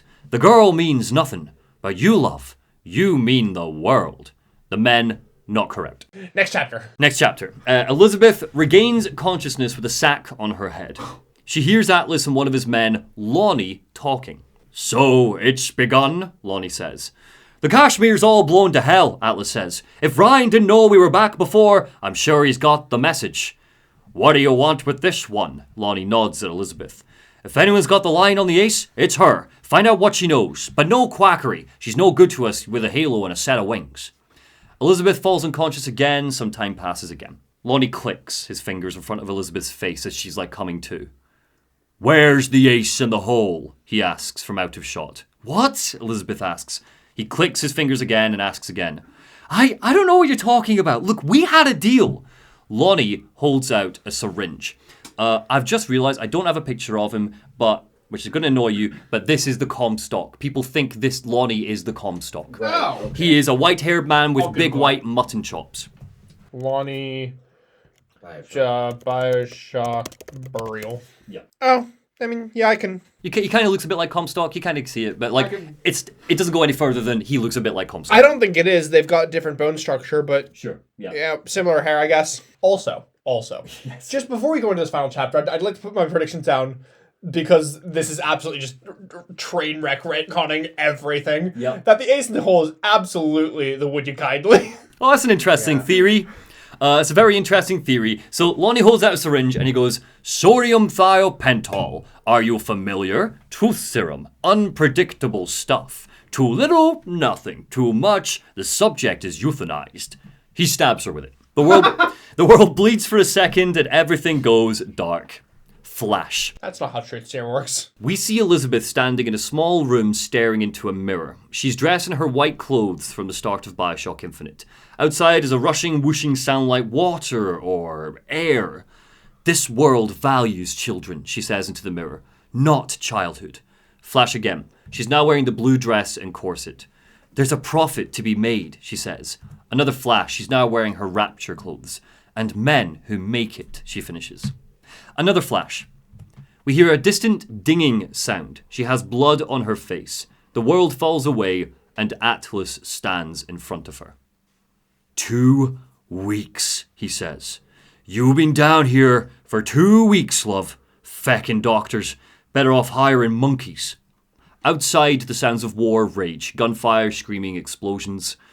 Our deal was to get you out of prison, Elizabeth says. What, you expect me to win your war for you, too? I'd tend to your own knitting if I were you, Atlas says, taking a deep puff on a cigar. Now, darling, being that you were Suchong's lab assistant and all, why not tell me where me ace in the hole went? Oh, I forgot that's why I think she has it. I don't know, Elizabeth starts, but Atlas cuts her off.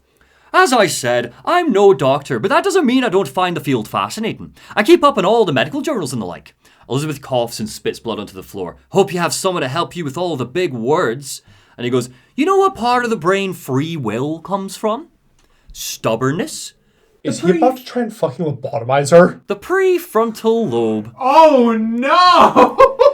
Now I think it's fair to say you're a bit of a stubborn one, are you not? Oh dear God. Well, Atlas didn't get like a villain monologue. You know, Fontaine did, Ryan did, Lamb did. He never got his big villain monologue, so it's time for his big villain monologue. A villain monologue featuring lobotomization, sure. Yeah, so you're a bit of a stubborn one, are you not? A man named Steinman taught me this. He's a bit of a lunatic, but a fine surgeon.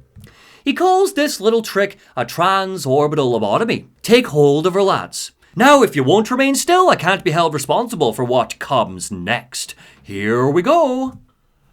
You feel that? He slips a pick above Elizabeth's eyeball.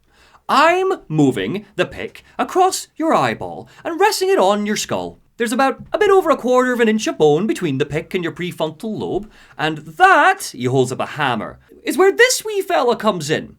He taps the end of the pick. Oh my God! The world turns red. Ken, who hurt you?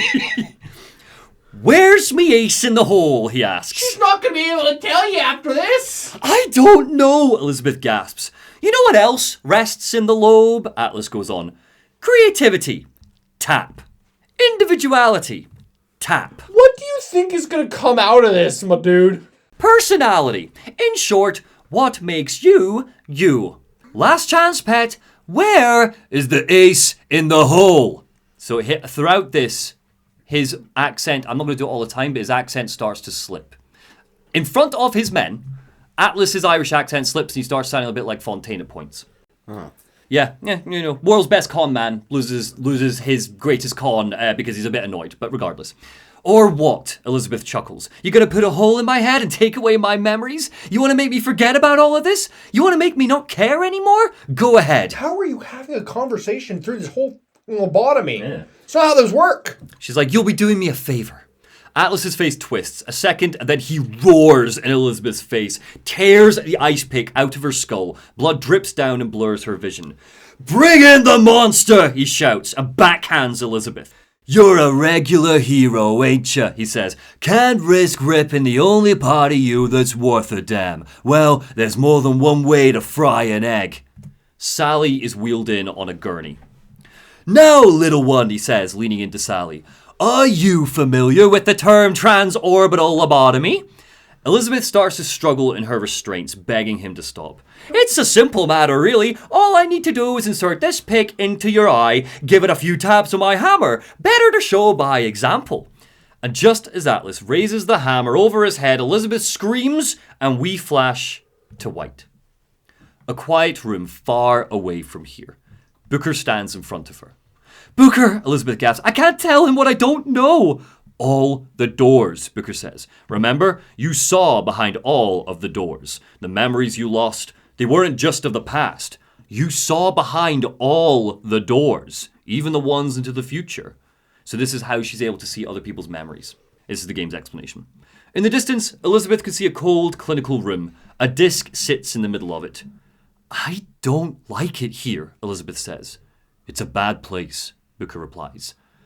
Why am I here, huh? For Sally? One day, he will just find her again, rip her open, and tear out her atom. All of this has been for nothing. Why did I send myself back here? I can't tell you what you were thinking because you don't remember, Booker says. But you chose to come. The ace is there, in that room. Flash. Back to the present, back to Atlas, Sally, and Torture. Suchong's clinic! Elizabeth screams. It's in Suchong's clinic! Atlas stands with the ice pick resting on Sally's eye. He looks at her. Well, that's a bit convenient now. Ryan's got every turret in the place turned to me and me man's genetic code, which heavily implies that Andrew Ryan knew he was Frank Fontaine.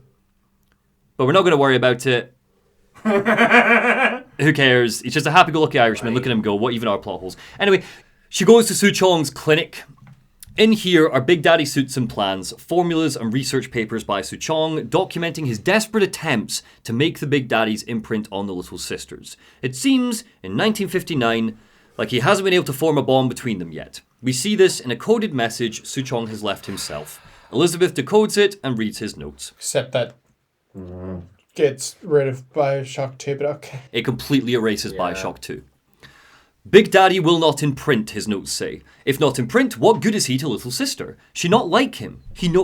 She doesn't like him, he doesn't like her. Situation is impasse. Unacceptable. If stupid beasts had half a brain, they would realise they need Little Sisters to live. Only their Adam is a genetic match. Probably not important. I'm sure it's totally compatible with the lore of the first and second games, as well as specifically the lore from Barely See Episode 1, you know, when that Big Daddy protected that little sister. Yeah, so... Oh, yeah, I completely forgot about that part. Yeah, anyway, in here is a Big Daddy alive but slumped up against the wall. It seems less like he's injured and more like he's, lost the will to go on. Next to him are God, us too, Big Daddy, us too. Yeah. Next to him are two little sisters cowering up against the wall. There's one person that really hated it when I was adding in my Quantum Break stuff that I didn't really care for it. I was like, oh, you just totally didn't do the game justice. Shut the fuck up. Look at what's happening here. Okay? I don't want to hear any comments about how Barely See is some genius work. This is pure shit. So anyway, Elizabeth goes up to the little sisters. The Big Daddy's crumpled. He's just breathing. He's not doing anything. She's like, it's okay. He can't hurt anyone. Scary, the little sisters mumble. No, He's just hurt. He needs help. Big monster going to die? The little sisters say. Oh, not fair. They inject themselves with their big needle and inject the Big Daddy. His light returns. He slowly climbs to his feet. And he offers his hand to the little sisters, and they all cuddle. Sure. Great. The lion with a thorn in its paw, Elizabeth thinks. So there you go. Elizabeth has now solved the Big Daddy problem. Made the Big Daddies. Not Gil Alexander. Yeah. Not Suchong. None of that research worked. I forgot about Alex the Great. It wasn't in the end science. It was empathy. Empathy. It was the Big Daddy thing. So whatever. Further into the lab, we find what looks like a bedroom. We're just going a bit deranged here, aren't we? Oh yeah, we're right at the end now. We find what looks like a bedroom. On a counter is an audio diary. The chilling audio diary from Bioshock 1 where Suchong uses the phrase, would you kindly, to make a young Jack kill a puppy. I'm not going to go through it again. Next to the audio diary is a letter from Bridget Tenenbaum, who graciously managed to escape being included in this game. Her letter reads, Suchong, of all the things I know this. It is in your power to be a different man. What can Ryan take from us that we have not already sacrificed at the altar of discovery? They are children, little sisters, and yes, they will forget, but you and I won't. The memories of what we've done fade with the dimming of all lights. Tenenbaum. So that was a letter she sent to Suchong, I guess, after going underground, tried to appeal to a sense of humanity. Elizabeth pushes on and finds herself in an observation room where she sees Yi Suchong. He's recording an audio diary. Maybe if I modify the genetic sequence, he says, maybe I'll be able to... The little sisters tug at his lab coat. Papa Suchong! Papa Suchong! Shush! He pulls away from them. He tries to find his place again, but they keep trying to get his attention. Papa Suchong! Get away from me, you filthy little shit! He smacks one of the little sisters, and immediately a Big Daddy enters the room. Chase, you will recognize this, because this is the audio diary Jack finds next to Suchong's body in Bioshock 1. We are now witnessing the moment. More importantly, Elizabeth has very much caused this moment. She is the reason why he dies. So the Big Daddy enters the room. It's lights his eyes. Elizabeth is all powerful. She's God Queen Elizabeth. God Queen Elizabeth. So he's like, what? And he looks at the Big Daddy. What are you doing? The Big Daddy picks Suchong up. Oh, because as of this point, he didn't think that he'd solved it. Exactly. Yep. picks Suchong up, smashes him with his massive drill, and he nails Suchong to his desk. Suchong dead. The drill rips out of its hand. Suchong bleeds all over the room, a fountain of guts and blood. The Big Daddy walks away with the two little sisters hand in hand. Elizabeth walks in, picks up Suchong's notes and research. She sees a piece of paper with ACE written on it. That's convenient.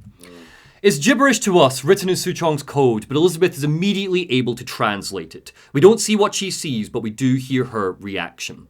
Disgust. This is it, she scoffs. This is the ace in the hole? All the pain, all the death. For this? So, with the ace in hand, back to Atlas, she marches. For the endgame walk. Everything. Atlas stands surrounded by armed goons. Sally's wriggling around, held captive by one of his men. Do you have it? He asks, sounding almost panicked. Give it over. Elizabeth hands it over. You know what? She says. Andrew Ryan said I was a rube. But he was wrong. I'm not the rube, Atlas. You are. What is a rube? I have no idea. A dumb person, I guess. Yeah, I think it's sort of like an idiot who can be manipulated almost. Oh, cool. So she's like, I'm not the rube, Atlas, you are. Now, we both know what happens next. Get it over with. And Atlas grins as he takes the ace in the hole from her and he goes, well, love, if you insist. He picks up a wrench and clocks Elizabeth over the head with it. So that she can go to the next chapter. She hits the deck and we flash again to that small room with the flickering light. We hear a ding again from outside, as if she's on a plane. She leaves the room. She leaves the cabin of the plane she was standing in. And we see that we are exactly on the plane, which Jack was on when he hijacked it at the beginning of Bioshock 1. Somewhere very, very far away, we hear Atlas confused. And he goes, what's this? And no accent, all Fontaine. It's just a bunch of gibberish. What does this say? What does this say, you little whore? Aboard the airplane, we see a man open a package and pull out a gun. We flash again to Rapture, to Atlas. He holds up the coded piece of paper in front of us, and Elizabeth wheezes out a laugh. It says, would you kindly?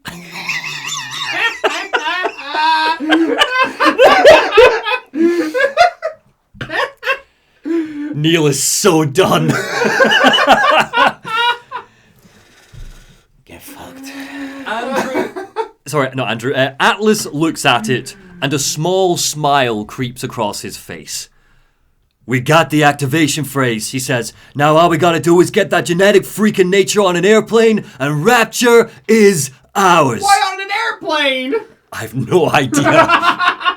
I always assumed that they sent Jack away and Jack just happened to be on a plane just so we could get here. But I was like, we gotta get him on a goddamn plane. It's the most important next step. I don't know. A boat? Nah. Could we get the twins to roam out there like you did with everybody else? Nah. He swings again with the wrench. Elizabeth blacks out and a series of images swirl around in front of us. Oh my god. An airplane crash. A shot of Rapture. Andrew Ryan standing in his office holding a golf club. Bridget Tenenbaum's hideout where the little sisters seeked refuge. We hear her voice saying, they say to save one life is to save the world entire. It is you who are their savior.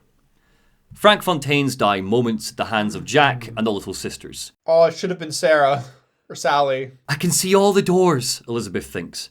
And what's behind all the doors? And behind one of them, incredibly, I see him. We see Jack, waiting patiently next to the lighthouse as a bathysphere rises to the surface with the little sisters inside. We see a cured Sally take his hand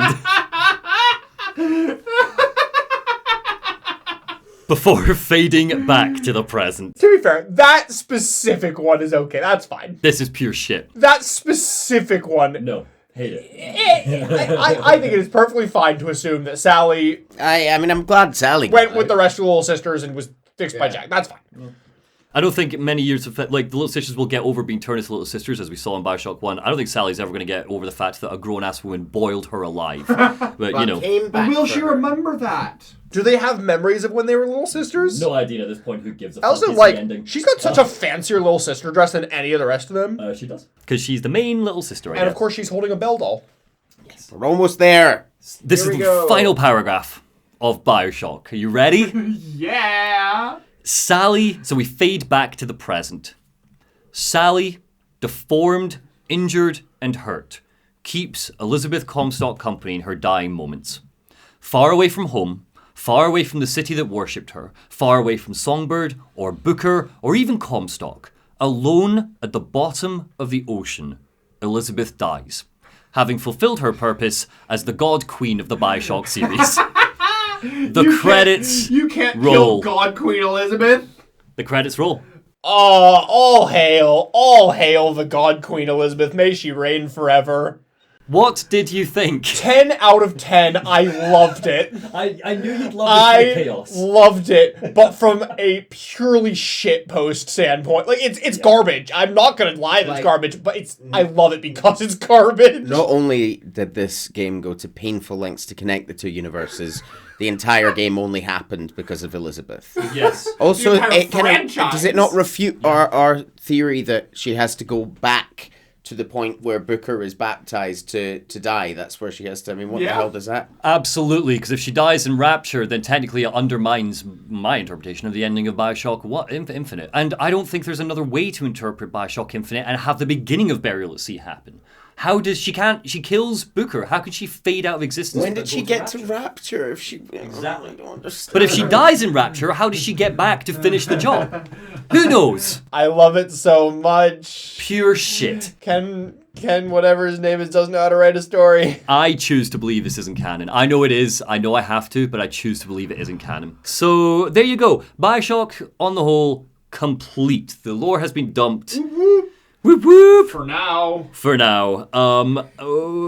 tell us. I think we briefly touched on it when we did Bioshock 1, but do tell us, there is supposedly a Bioshock 4 in the works, and also good old Kenny is off doing some other game. Yes, there's apparently rumor has it that there was a Bioshock 4 being developed by 2K, the publisher company. Ken Levine not involved. Their own separate thing. We don't know anything about that officially, about what's happening. And Ken Levine, meanwhile, is off making Judas, which is his own Bioshock sort of game. Yeah. I'm excited for Judas. This is garbage, right? And Infinite, obviously, not as good as the others either, but I'm excited to see what he does next. He can make a good first game. He makes garbage sequels. Yeah, but there we go. So, Bioshock, we are done. Any closing thoughts before I tease what's coming up next? Oh, please don't boil children. Yeah. Don't do it. It's not worth it. Yeah. I not in defense of this game. I suppose I would like to say, I wouldn't have minded. I don't mind the effort to have a story where Elizabeth goes back to fix a mistake with a child that she made, which results in her death. In isolation, that's not a bad idea, but it's all carried out horribly. The only thing that could have made this better is if Sally was somehow an Anna. Sally was a Comstock. Oh. Yeah. Anyway. Cool. Well, here's a little tease for what series we're doing next. Welcome to the madhouse, Batman! I set a trap, and you sprang it gloriously! Now let's get this party started. What did you think of that tease? Where are the other drugs going? Where are they going? Ah! I'm really excited for next year because you're getting to do one of your favorite ever franchises. I'm getting to do one of my favorite ever franchises, and then we're also doing Spider-Man. And of course, well, if you want to see what we're covering, the trailer is on the channel. And yeah, thank you for listening. Get hyped for sexy, shirtless, tatted men. Yeah, it's basically the year, isn't it? Yeah, so thank you very much for listening, and we'll see you in the next one. Thank you. Bye. Bye.